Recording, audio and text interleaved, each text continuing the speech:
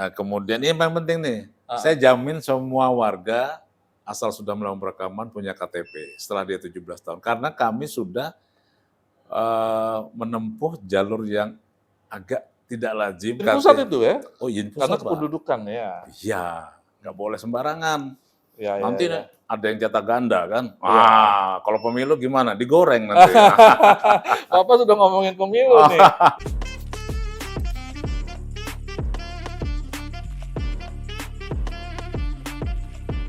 Assalamualaikum warahmatullahi wabarakatuh. Waalaikumsalam. Selamat siang pada seluruh yang menyertai acara kita ini. Hari ini saya berhadapan dengan Pak Irianto, Kepala Dinas Kependudukan dan Catatan Sipil Kutai Kartanegara dalam acara kita Bincang Jabat. Banyak hal yang ingin kita bicarakan secara singkat 30 menit sampai 30 menit ke depan yang tentu saja terkait dengan urusan kerja kependudukan yang ada di Kutai Kartanegara. Kita tahu bahwa sebentar lagi ada pemilu di mana di Dukcapil juga terlibat dalam menyiapkan data-data mengenai siapa peserta pemilu. Disitulah banyak sering muncul isu-isu seperti orang meninggal harus mencoblos, masih ada yang mencoblos, dan banyak lagi isu-isu lainnya. Dan kita sapa dulu Pak Irianto, Kepala Dinas Kependudukan dan Catatan Sipil Kutai Kartanegara. Selamat sore, Pak. Selamat sore, Pak Charles. Sehat, Pak? Alhamdulillah. Kita tos dulu, Pak. Sip. Iya. Ini di Dukcapil, bayangan kita tuh, Pak, bayangan kita di masyarakat itu selalu diidentikan, mungkin dulu ini ya, diidentikan dengan duit, ngurus KTP pakai duit, untuk ke camat, kemana semua, tapi kan ini sudah berubah zamannya. Nah, waktu Pak Irianto ditugaskan di sini, sejak kapan itu? Dan apa emang itu amanah yang diserahkan oleh pimpinan Bapak waktu itu? Ya, Pak Bupati? betul Pak Charles. Jadi pada saat saya pertama kali di momen pelantikan dalam sambutan Pak Bupati, itu sangat jelas sekali. Agar saya selaku Kepala Dinas itu membenahi segala permasalahan yang membelit kinerja Dukcapil Kukar ini. Sebagaimana yang tadi disebutkan, begitu rumitnya dalam mengurus dokumen kependudukan, semua harus pakai uang yang kalau dikatakan bisa pungli ya. Kemudian ribet, lama, sulit dan sebagainya lah. Jadi stigma yang melekat itu yang selalu membelit eksistensi Dukcapil Kukar. Nah, berdasarkan amanat tersebut dan juga tuntutan publik, maka saya selaku Kepala Dinas harus melakukan pembenahan yang sangat-sangat signifikan. Alhamdulillah sejak 2020 signifikan. Karena memang harus, karena luar biasa sudah kalau dianggap stigma itu tingkat kerusakannya kalau kanker mungkin stadium 4 ya. Stadium 4? Ya. Wah, luar biasa. Kalau di skala 1/4. Ya.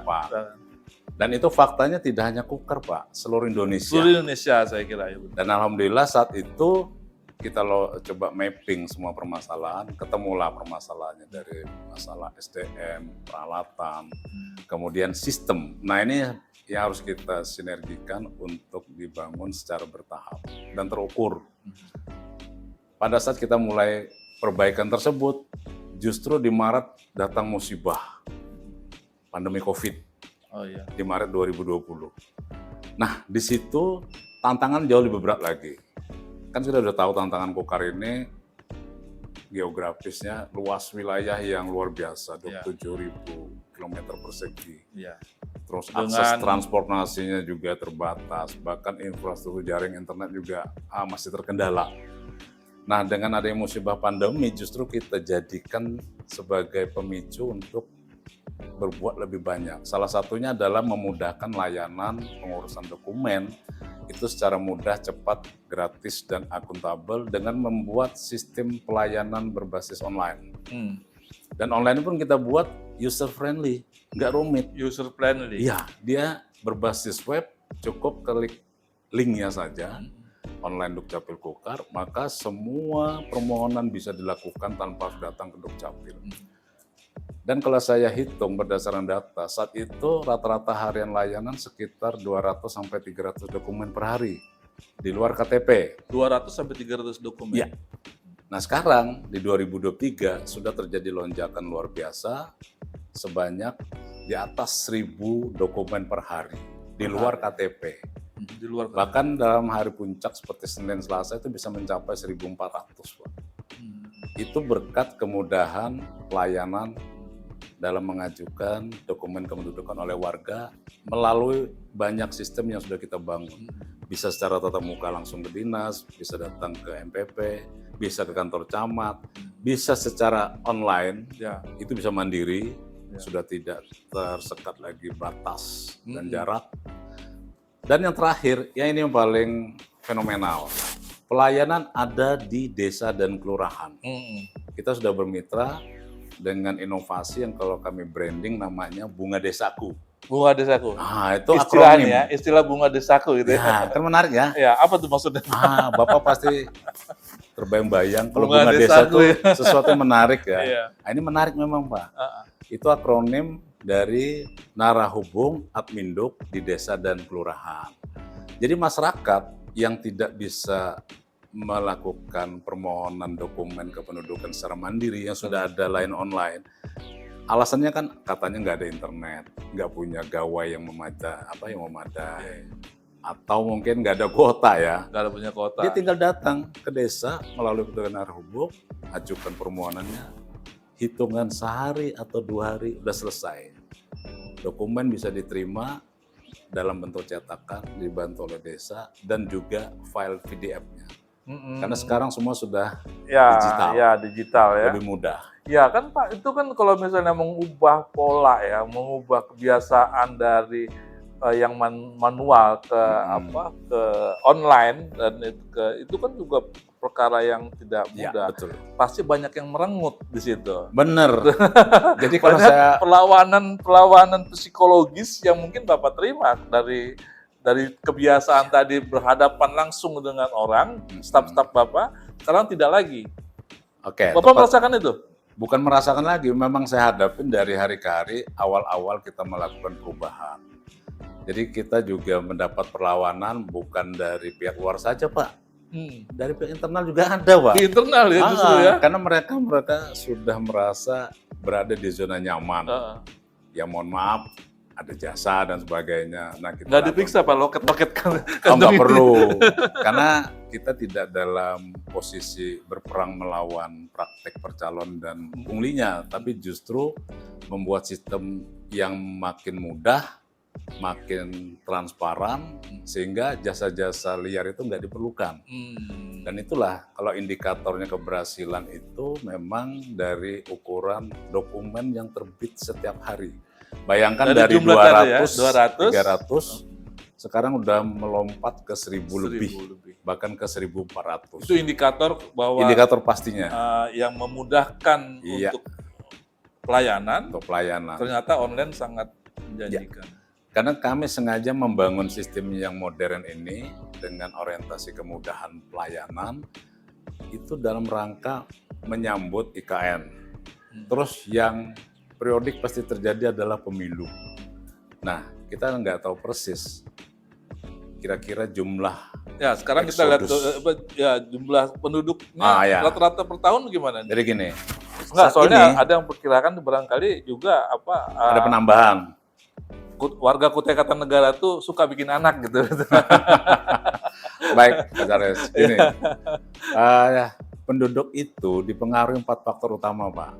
Lahir, mati, pindah, datang. Ya. Nah, ini kan komponen yang paling utama ya. Nah, penduduk Kukar sekarang itu 782.000 lebih. Ya. Dan dari semester ke semester, data yang dirilis oleh Ditjen Dukcapil Pusat, itu perkembangannya penambahan, itu kisaran 10 sampai 29.000 per semester. 10 sampai 29. Secara time series dari semester ke semester 10, 15, 20, 29. Artinya rata-rata bisa kita tarik per 6 bulan. Per semester. Dan itu pernah terjadi kenaikan pada saat wacana IKN itu menguat, Ya. itu sampai melonjak 29.000 per semester. Jadi Bapak ingin menjelaskan bahwa ketika IKN dicetuskan, Iya, itu berdampak dengan pertumbuhan penduduk Kutai Kartanegara Pasti, yang Pak. bertambah. pasti. Karena berdasarkan data memang seperti itu faktanya. Kukar sebagai daerah yang berimpit dengan lokus IKN, ibu kotanya, kan di PPU. Ya, Tapi kan untuk potensi jadi pusat pertumbuhan baru justru di Kukar. 5 kecamatan 5 yang kecamatan. masuk delenasi itu, siapa tuh? Samboja, Samboja. Muara Jawa, Lojanan, ya kan? Itu yang dominan. Dominan. Sementara kalau kita bicara Balikpapan, mohon maaf, di sana kan sudah overload. Ya. Nah, kalau misalnya daerah penyangga ini jadi nanti penyuplai utama bahan kebutuhan pokok dan sebagainya, seperti ya sayuran lah katakanlah yang paling potensial kan, berarti ada di daerah Kukar. Nah, otomatis warga pasti milih daerah yang menjanjikan seperti itu gitu loh. Ya. Kukar menjadi incaran ya. Jadi incaran, Pak. Dan itu akan bukan terjadi baru sekarang, Sudah. belum jadi saja. Belum terjadi sudah sekian. Sudah banyak pertumbuhan Betul. ekonominya agak tidak lazim. Artinya Iya. kan tidak lazim, Lonjakannya sudah mulai lonjakannya cepat. sudah lebih ekstrim. Ya. Apalagi ini terjadi. Nah, itu kaitannya dengan kinerja Dukcapil. Kalau tidak bisa melakukan pelayanan itu secara cepat dan modern, tentu akan bermasalah kan. Nah, kita inginnya masyarakat itu dalam sehari kalau bisa hari itu juga selesai. Jadi nggak ada tertunda-tunda. Meskipun Pak, aturannya Dukcapil itu dengan penduduk rentang antara 500.000 sampai 1 juta jiwa, itu masih boleh menyelesaikan dalam tempo maksimal 3 kali 24 jam. Tapi kan kita pengen lebih cepat, kenapa harus lambat? Masyarakat juga pasti senang cepat. Oke, Pak. Jadi sekarang satu persoalan yang dulu dihadapin oleh kantor Dukcapil, Bapak anggap ini sudah selesai. Kalau bilang 100% tidak. Artinya Tapi kalau sudah sudah terkikis. signifikan, ya. Terkikis habis. Ya, karena ukurannya tuh dari opini kepuasan publik. Ya, opini. Ya, jadi kalau misalnya dulu kita sering terima kritikan, sekarang kami justru harus kuat iman untuk tidak terlena menerima pujian. Wah, ini agak nyombong dikit Ya, ya. betul. Jadi Karena kalau kita terlena dengan segala apresiasi, nah tentu saja itu membahayakan, kita akan mati langkah. Nah, kalau indikator apresiasi itu dari publik, iya, kemudian dari lembaga pemerintahan, mulai dari pusat, Pak, Kemenpan RB, kita sudah sangat baik. Itu bisa lihat nanti dokumen penghargaan. Kalau kemudian sistem pelayanan terbaik Sekaltim, kita predikat pertama.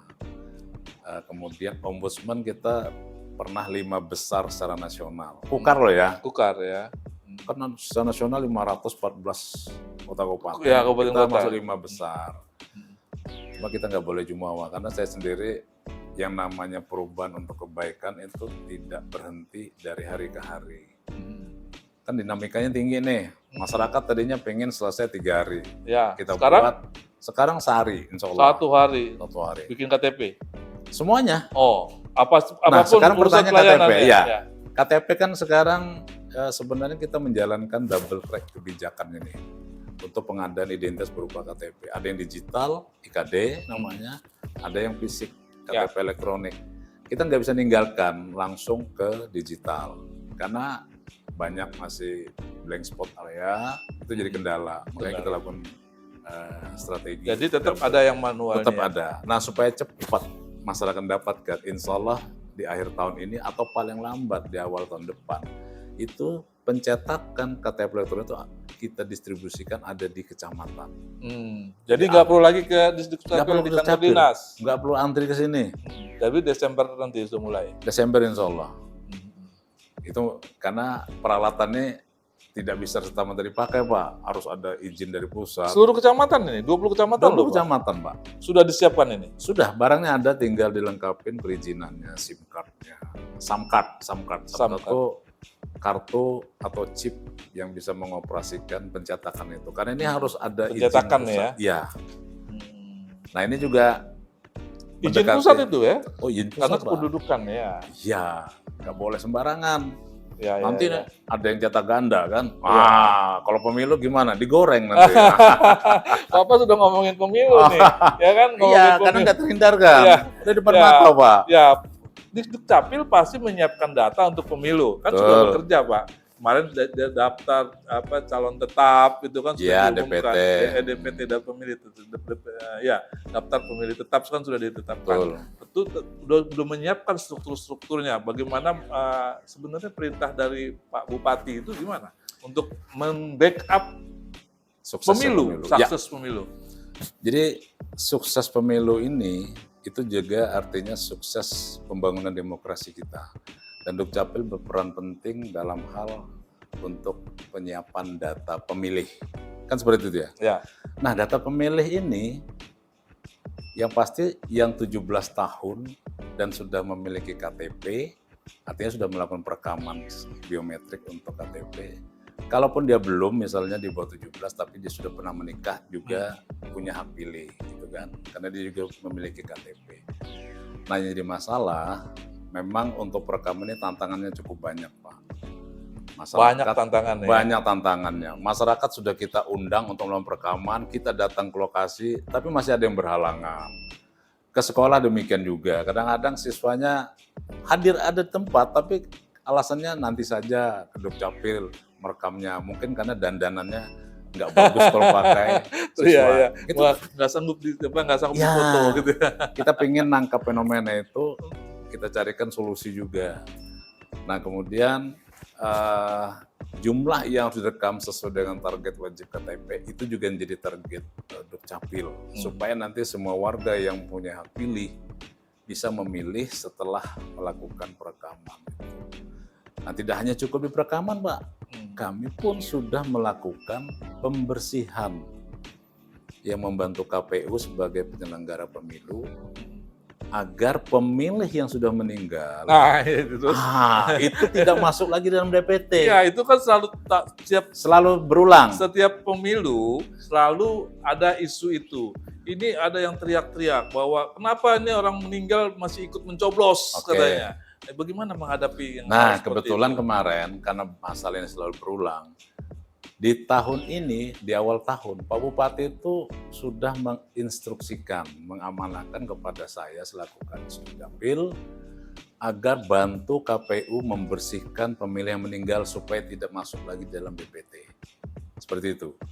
Kemudian KPU melakukan pencoklitan. Coklit, ya. Itu kan membentuk tim tugas ya. Ya. Gugus tugas melakukan penyisiran ke masyarakat. Terjadilah data pemilih yang meninggal di bulan April pada saat melakukan pantauan itu sebanyak 7.889 pemilih yang sudah meninggal. 7.889 yang sudah meninggal. Yang sudah meninggal tapi masih masih terdaftar. Masih hidup hidup. di dalam struktur. Dianggap hidup. Terus saya tanya ke kawan-kawan komisioner, kenapa nggak bisa dihapus? Nggak bisa kalau belum punya akta kematian. Oke, tantangan itu kami jawab.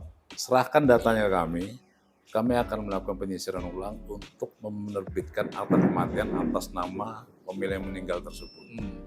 Nah, alhamdulillah dalam hitungan 2 bulan, Mbak, kerja keras kami, ya kalau boleh saya agak bombastis, siang malam teman-teman lembur. Karena kan Pak Bupati juga pengen cepat nih, buktinya mana gitu kan.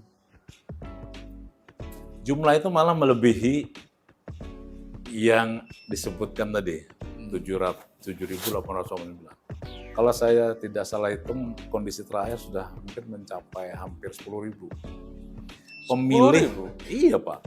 Dan Justru temuan baru ya, temuannya bukan 7.000, Pak. Maksud saya begini, kan kalau data sudah ditetapkan di dalam DPT, ya kan, berdasarkan data kami juga, insya Allah nanti yang ada di DPT itu sudah relatif hilang. Pemilih yang gentayangan itu. Banyak. Dia sudah meninggal, tapi masuk dalam DPT, yang akhirnya juga menjadi kontributor tingginya angka golput. Ya kan? Ya. Nanti dimasukkan dalam kategori rendahnya partisipasi pemilih. Akan berpanjang cerita itu. Akan panjang, karena dia nggak bisa milih. Iya.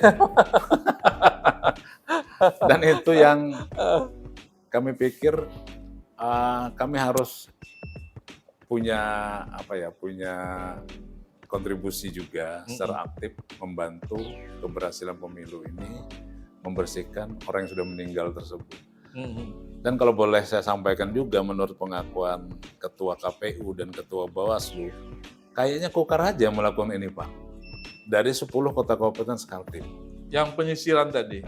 Iya. Penyisiran dan berhasil diselesaikan? Iya. Itu menurut pengakuan setelah mereka sering mengadakan rakor Kaltim. Kukar aktif melakukan itu, tapi yang lain bukan berarti... Ya. Jadi kalau masih ada yang tersisa berapa persen kira-kira? Atau masih berapa banyak? Kalau kami klaim sih semua yang sudah meninggal segera kami terbitkan. Apalagi ini udah cepet nih ya, berarti ya? Udah cepet. Kadang-kadang kalau meninggal itu belum tentu cepat mengurus, karena malas juga mengurus terlalu cepat. Biasanya sebulan baru diurus sama keluarganya. Nah, itu lagi. Makanya kami juga aktif kerjasama dengan seluruh RT. Sekekar ini jumlahnya 3.148 RT, Pak. Itu kami latih supaya RT pun bisa melaporkan kematian warganya secara real time melalui handphone. Dengan aplikasi yang sudah kita siapkan. Aplikasi apa, Pak? Aplikasi namanya Idaman RT, Pak. Oh. Itu aplikasi sangat mudah sekali, ringan sekali. Bisa lewat handphone. Bahkan seorang RT, pada saat ada warga yang meninggal, dia bisa datang takziah, berdoa sambil melaporkan kematian untuk nanti segera kami proses penerbitan akta kematiannya. Setelah terbit kami kirim lagi ke handphonenya si RT tersebut dan RT bisa mencetakkannya dan memberikannya kepada... Sudah sah tuh, Pak ya? Sudah sah, Pak. Karena memang RT di dalam Undang-Undang Adminduk nomor 24 tahun 2013 ada amanat di pasal 44 bahwa setiap kejadian peristiwa kematian itu wajib dilaporkan oleh RT, ketua RT maksudnya, ya. Dalam kurun waktu maksimal 30 hari sejak tanggal kematian. Nah kami ambil celah hukum ini untuk mengaktifkan semua RT menjalankan kewajibannya melalui aplikasi. Dan alhamdulillahnya RT di Kukar itu sudah difasilitasi handphone itu, Pak. Sudah ada aplikasi dalam handphone itu? Enggak, handphonenya difasilitasin melalui BKKD. Kemudian aplikasinya itu kan free, tinggal klik. Ya, tinggal klik di Play Store. Jadi dia bisa melaporkan secara real time. Artinya apa? Terjadi percepatan proses penerbitan akta kematian berbasis RT. Dengan kata lain sebenarnya sudah dipermudah semuanya. Sudah semua dipermudah. Tinggal mau dilaksanakan apa tidak gitu kan. Kalau dari aplikasi sudah ada, sudah semua. Petugas di Dukcapil sudah siap, berarti angka kematian itu 1 hari sudah selesai seharusnya. Harusnya iya, Pak. Sudah bisa Ya Pak, cukup menarik sih kita dengan beberapa isu yang terjadi di dunia politik. Tapi memang dunia politik ini sangat rentan kalau udah di Dukcapil ini. Karena di Dukcapil itu yang dianggap sebagai pabriknya KTP. Iya, benar. Ya kemudian misalnya katakanlah ketika politik di dalam pencalonan DPD saja misalnya, Dewan Perwakilan Daerah, itu kan syaratnya adalah KTP. Nah, tudingan masyarakat selama ini masih, ya kan, tanda kutip pasti bahwa jangan-jangan nih di Dukcapil yang ngedrop ini, karena nggak mudah juga mengumpulkan KTP itu dari masyarakat, tapi tiba-tiba bisa ngedrop demikian besar. Ya, jawaban Bapak itu apa? Ya, jadi memang selalu jadi agak kambing hitam ya, Dukcapil dalam setiap momen pemilu. Salah satunya adalah KTP yang mungkin bisa dicetak secara ganda. Dan insya Allah Dukcapil Kukar sudah mengantisipasi hal tersebut, Pak. Jadi kita lakukan semacam pengetatan melalui SOP dan SP, standar pelayanan dan standar operating prosedur untuk penerbitan dokumen berupa KTP elektronik tersebut. Jadi tidak lagi, kalau dulu mungkin iya agak gampang ya, sebelum saya mungkin ya maksudnya. Sekarang ini sangat terkontrol, siapa yang memohon, kemudian kita cetakkan berdasarkan memang database orang tersebut pertama belum punya. Kalau dia sudah punya, minta cetak ulang, berarti dia harus ada alasan yang kuat. Misalnya hilang Ya. atau rusak. Kalau hilang, dia harus melampirkan bukti surat keterangan dari kepolisian berupa surat keterangan hilang yang aslinya. Jadi bukan kopian, untuk dimohonkan dicetakkan kembali. Sehingga kemungkinan untuk pencetakan ganda itu sangat kecil sekali, Pak. Dan Cetakan kami pun- ganda itu. Iya. Dia tidak mungkin lah itu ya. Kalau saya bilang tidak Tapi mungkin kan 100%. fotokopinya Pak yang diminta Pak. Lah fotokopi sekarang gini, Pak. Ini sekarang bicara tentang data persorangan. Ya. Jadi data persorangan kita sudah laporkan ke Diskominfo sebagai pengampu alih data kabupaten, ada data yang dikecualikan. Jadi semua dokumen kependudukan berupa data persorang itu dikecualikan, Pak. Dan kami tidak pernah merilis data persorangan itu secara bebas. Ada lembaga yang memohon untuk data persorangan untuk kepentingan pemerintahan juga, maka dia harus melalui perjanjian kerjasama. Itu pun kami beri yang namanya akses NIK berupa Akses NIK. akses NIK. Ya. Jadi dia bisa mengakses NIK seseorang NIK ya. yang menampilkan data persorangan secara utuh lengkap, fotonya, kemudian nama, NIK dan sebagainya. Bahkan status rincinya dia ada di situ. Tapi melalui perjanjian kerjasama. Nah kalau tadi Pak Charles bilang ini kan fotokopinya yang Iya. banyak. Ya. Nah itu kembali ke individu masing-masing mau menyerahkan Pertanyaan atau saya tidak. begini, Nah, Disduk Capil punya nggak fotokopi yang dimaksud itu? nggak boleh, Nggak punya kan? nggak boleh. Sekarang saya kasih tahu. Hmm. Namanya SIAK, Sistem Informasi Administrasi Kependudukan. Itu kan memang mesinnya ya untuk Ya. mencetak KTP. Datanya semua ada. Tapi data yang ada itu tidak berbentuk KTP. Tapi setelah dicetak melalui proses personalisasi, baru dia jadi kepingan itu Kepingan. bentuknya. Tapi KTP datanya itu. nggak dalam bentuk itu. Hmm. Nah kemudian kami juga harus mentaati aturan. Undang-undang memerintahkan menjaga kerahasiaan data pribadi setiap WNI. Setiap warga negara. Nah terus pertanyaannya, Duk Capil punya enggak fotokopinya? Ya boro-boro Pak fotokopi, nyetaknya aja kita ribet sudah antrinya. Jadi kalau masalah itu nanti Iya. ada yang menggandakan, nah itu berarti individunya yang mengizinkan seseorang untuk di Iya.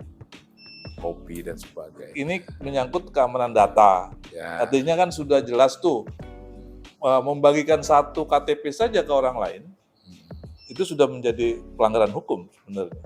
betul. Nah, dan Jika itu- diberikan kepada yang tidak berhak, apalagi kalau beratus-ratus, beribu-ribu Pak, beribu-ribu, ratusan ribu malah. ratusan ribu ya, misalnya untuk calon-calon itu. Iya. Jadi Kenapa saya bilang ratusan ribu? Karena untuk keperluan pencetakan 1 tahun saja, kita paling tidak butuh 100.000 keping. Berarti kan sudah dalam 1 tahun 100.000 keping. Ya insya Allah lah kalau untuk pendistribusian kita ketatkan dengan pembuatan berita acara. Jadi nggak sembarangan, misalnya Desa A ya, memohonkan 200 pencetakan KTP warganya. Begitu selesai kita cetak, kita buatkan daftarnya, by name by address, Ya. untuk diserahkan secara kolektif dengan penataan berita acara. Jadi kalau bocor, Ya, ini soal bocor ini. bukan hidup capil loh ya. Ya. Kita sudah nyerahkannya utuh, lengkap dalam berita acara kepada pihak desa. Nah kemudian desa yang mendistribusikan juga harus mengikuti aturan yang sama. Nah jadi pertanyaannya kan bisa ditebak. Ya, Yang bocorin siapa nanti? ya, siapa yang bocorin itu? Jelas bukan Disduk Capil. Ah, insya Allah bukan Dukcapil. Baik, terima kasih Pak. Ini Pak Arianto sudah membahas berbagai masalah yang ditanya juga oleh masyarakat sebenarnya.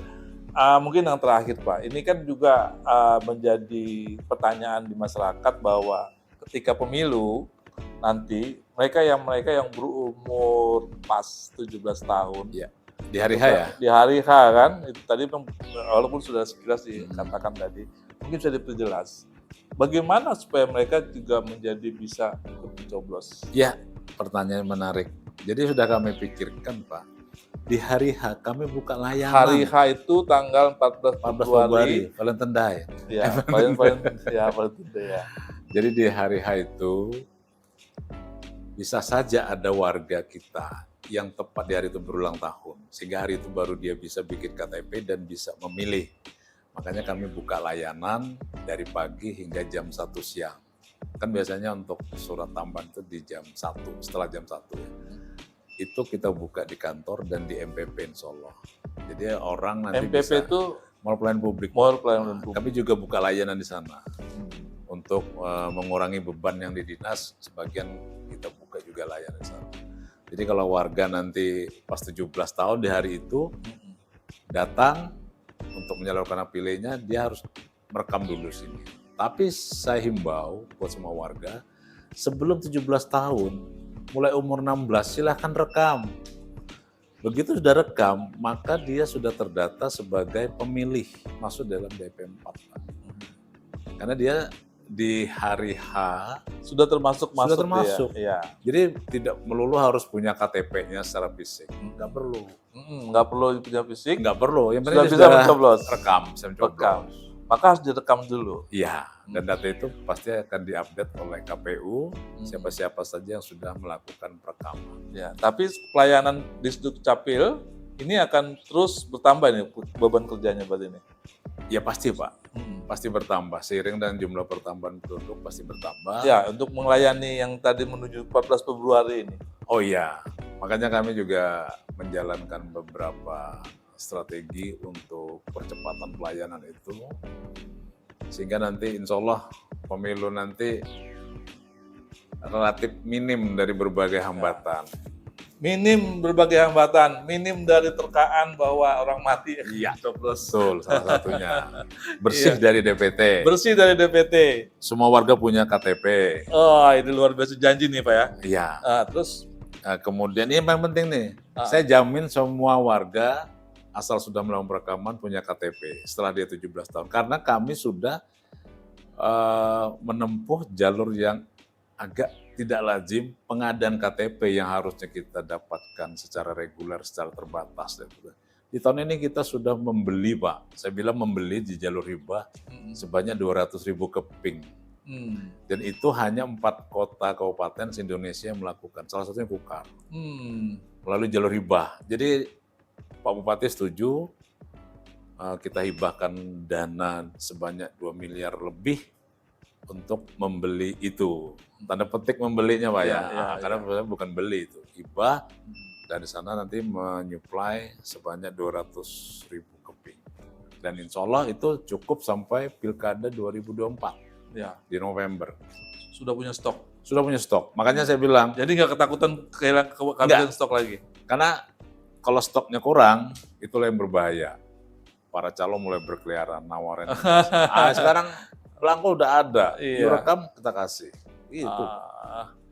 Baik, kalau gitu kita akhiri percakapan kita, bincang-bincang dengan Kepala Dinas Kependudukan dan Catatan Sipil Kutai Kartanegara, Bapak Irianto. Terima kasih Pak sudah mencerahkan hari ini, mencerahkan berbagai hal yang disampaikan tentang kegiatan Bapak di Dukcapil. Karena terutama ini menghadapi pemilu yang sebentar lagi berlangsung, 14 Februari tahun 2024. Semoga pemilu kita berjalan dengan baik dan semua tidak terganggu. Karena Dukcapil mempunyai peranan yang sangat vital untuk menjaga juga kerawanan sosial yang terjadi. Kalau terjadi kesalahan-kesalahan data, pasti Dukcapil yang disalahkan. Tadi sudah dijelaskan oleh Pak Irianto bahwa semua sudah berjalan dengan baik dan mudah-mudahan sukses pemilu kita tahun 2024. Amin. Wassalamualaikum warahmatullahi wabarakatuh. Waalaikumsalam.